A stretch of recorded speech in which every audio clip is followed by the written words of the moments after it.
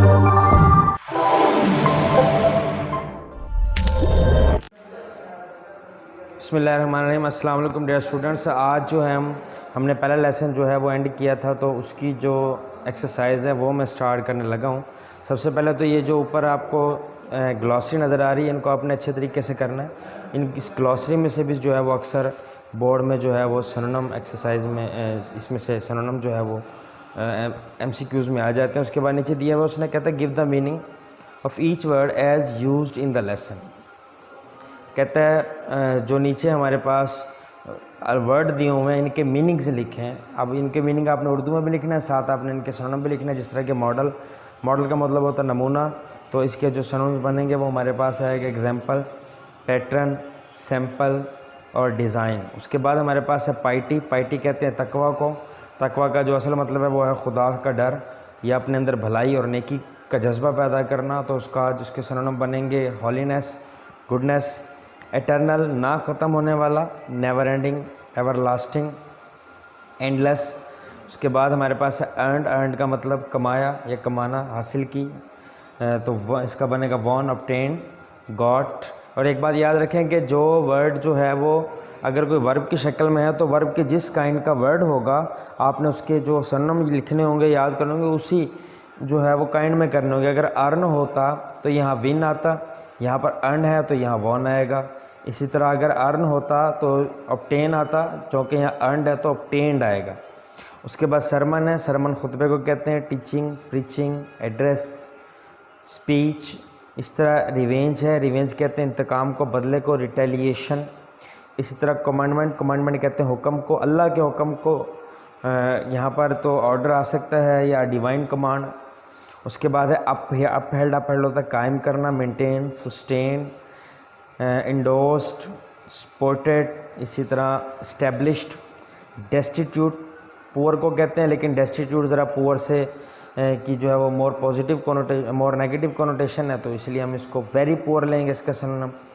Proclaim mean announce कर, announced, declare, to say something openly या publicly. इसी तरह हमारे पास है ट्रांसेंड्स होता है अबूर कर जाना, तो आएगा गो बियॉन्ड, एक्सेल। उसके बाद सरपास, राइज अबव। ये जो है इनके सिनोनिम्स हैं, ये आपने अच्छे तरीके से लिखने हैं। उसके बाद कहता है choose the appropriate synonym of the following words. उसने हमें वर्ड दिया इक्विटेबल, और इक्विटेबल के यहाँ उसने वर्ड दिया फेयर, जस्ट, इक्वल। तीनों ही ये इक्विटेबल के सिनोनिम है, लेकिन कॉनोटेटिवली इन तीनों का मतलब जो है वो डिफरेंट होगा। तो जो यहाँ पर इक्विटेबल है, चूँकि हमारा लेसन जो है that is about the justice, इंसाफ से मुतालिक है, इसलिए यहाँ इसका सिनोनिम क्या आएगा, जस्ट आएगा। जबकि फेयर और इक्वल भी इसी ही के सिनोनिम है, लेकिन मोस्ट सूटेबल जो सिनोनिम है वो यहाँ पर जस्ट है। इंसेस्टर फॉर फादर को कहते हैं आबाव अजदाद, बाप दादा, जबकि इसका एंटोनम जो है वो प्रीडिसेसर है, जानशीन।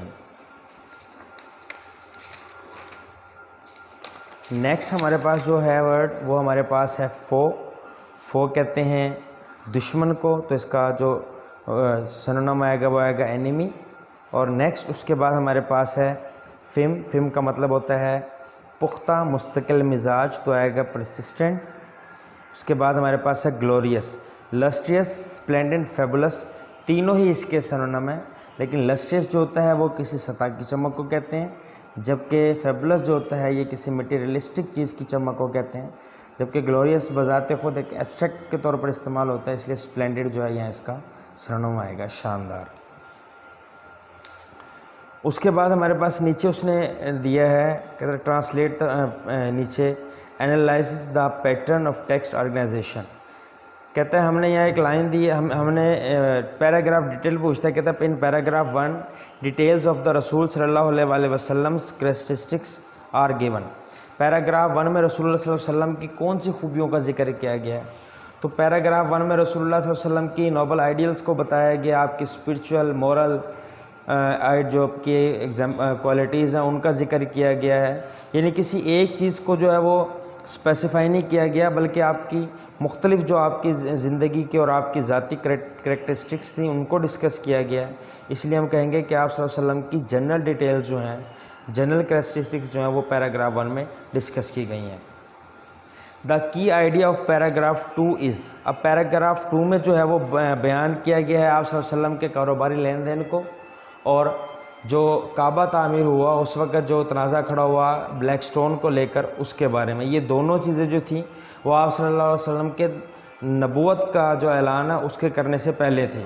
जो का हजर असवद वाला मामला है वो भी नबूवत से पहले का है, और आप जो कारोबार फरमाया करते थे वो भी नबूवत से पहले के हैं, क्योंकि नबूवत के बाद जो है वो आप सल्लल्लाहु अलैहि वसल्लम ने कारोबार जो है वो नहीं किया, तिजारत नहीं की, उससे पहले थी। तो दोनों के वाक़यात नबूवत से पहले के हैं, इसलिए यहाँ पर जो राइट ऑप्शन बनेगा वो ये बनेगा कि हज़रत मोहम्मद सल्लल्लाहु अलैहि वसल्लम was just and fair before his नबूवत।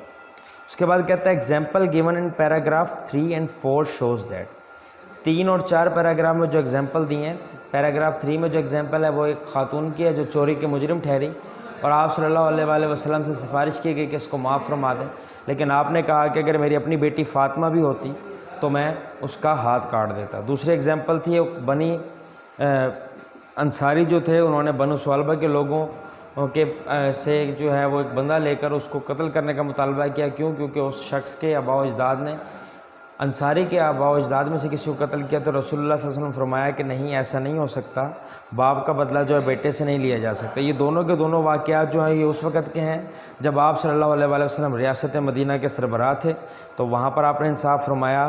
तो इसका जो की थीम बनती है वो बनती है कि रसूलुल्लाह सल्लल्लाहु अलैहि वसल्लम was just as head of state. उसके बाद वो हमसे बात करता है कि पैराग्राफ 5 शोज़ दैट, पैराग्राफ 5 में जो है जो बातें बयान की गई उससे क्या ज़ाहिर होता है। पैराग्राफ 5 में जो बात की गई है वो की गई है कि आप सल्लल्लाहु अलैहि वसल्लम इंसाफ के बायस इस कदर मशहूर थे कि यहूदी भी आपके पास अपने मुकदमात के फ़ैसले के लिए आते थे। तो इस हिसाब से, और दूसरा जो उसमें हुक्म दिया गया है कि आपके पास अगर कुफ़ार आएँ इंसाफ के लिए तो आप उनके दरमियान इंसाफ के असूलों पर फ़ैसला फरमाएँ, और डिवाइन कमांडमेंट भी इसमें मौजूद है। तो इसलिए यहाँ पर यह बात जो इस पैराग्राफ में जो बात बताई गई है वो ये बताई गई है, द जस्टिस ऑफ हज़रत मोहम्मद सल्लल्लाहु अलैहि वसल्लम was source of peace and security for non Muslim, कि मोहम्मद सल्लल्लाहु अलैहि वसल्लम का जो इंसाफ था वो मुसलमानों के साथ साथ जो गैर मुस्लिम थे, कुफ़ार थे, उनके लिए भी अमन और जो है तहफ़्फ़ुज़ की अलामत था। उसके बाद हमारे पास है टू होम डिड रसूल सल्लल्लाहु अलैहि वसल्लम give the following advice when two man come to you for judgement, never decide in favour of one without hearing the arguments of other, it is then most likely that you will know truth. तो यहाँ पर हज़रत अली रज़ी अल्लाह तआला अन्हु को आपने ये नसीहत फरमाई थी। नेक्स्ट हम आते हैं कंक्रीट नाउन और एब्स्ट्रैक्ट नाउन। कंक्रीट को आप मादी कह सकते हैं, मटेरियल नाउन आपने वो पढ़ा होगा, 9th में मैंने आपको पूरा टॉपिक पढ़ाया था। तो कंक्रीट मादी चीज़ को कहते हैं, यानी कोई भी चीज़ मादी है उसका जो नेम है वो कंक्रीट नाउन कहलाएगा। एब्स्ट्रैक्ट नाउन हम अपनी फीलिंग्स या ऐसे फीलिंग्स के नेम को कहते हैं, या उन जो है वो प्रोसेसेस के नेम जिनकी मौजूदगी जो है वो नज़र तो नहीं आती, we can not touch, but उनका वजूद जो है वो हमारी ज़िंदगी पर बड़ा गहरा असर डालता है।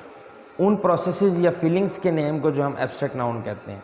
The revenge of the father and can not be taken on his son, अब यहाँ फादर को अंडरलाइन किया गया है, सन, दोनों जो हैं वो एक बॉडी रखते हैं, जिस्म रखते हैं, जिनको हम देख भी सकते हैं और उनको हम छू भी सकते हैं। तो फादर एंड सन यहाँ पर क्या है, कंक्रीट नाउन है। जबकि he decided their cases with equity and justice, देखें इक्विटी और जस्टिस, इक्विटी कहते हैं बराबरी को, उसूल इंसाफ को, जस्टिस कहते हैं इंसाफ को। दोनों जो हैं एक प्रोसेसेस नेम है, बट दोनों को हम टच नहीं कर सकते, लेकिन जब इंसाफ होगा डेफिनेटली सोसाइटी पर उसका असर होगा। जहाँ इक्वालिटी होगी वहाँ पर सोसाइटी पर उसका असर होगा। मीन ये प्रोसेसेस हैं जो नज़र तो नहीं आते, they have no materialistic body but they have effect on society and तो यहाँ पर जो है ये इक्विटी एंड जस्टिस के हैं, एब्स्ट्रैक्ट नाउन है। कहते हैं identify whether each underline word is concrete और an abstract noun, she puts in effort into her studies as she wants to score a good marks। अब देखें यहाँ एफर्ट है, अब एफर्ट नज़र नहीं आती, बट जब आप एफर्ट करते हैं उसका रिज़ल्ट आपको मिलता है, उसके इफ़ेक्ट्स होते हैं। इस तरह स्टडीज़ जब आप करते हैं तो आपको स्टडीज़ नज़र तो नहीं आती, but you have effect on your personal life studies, both are abstract noun hair.